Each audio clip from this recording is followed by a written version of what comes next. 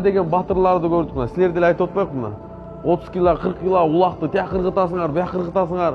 Бір ерте мен бағымдатта тұрып, жарым кило плетті ырғыт албасам, несі батырам не? Мен атқа үзөңгүзү жоқ секіріп менем, мындай менем, тигиндей менем. Жай намазға секіріп чыға албасаң қандай батыр? Батыр деген ким? Ал ошо түнкү уйкусун таштап, Алла үчүн өзүнүн мынакей напсисин сындырып, ошо Аллага кулчулук кылса, ошол батыр да. Ошол Алланын алдында сүйкүмдөрөк да. Ушул жерден биз ушундай бекем намаз ниет кылып кетейик.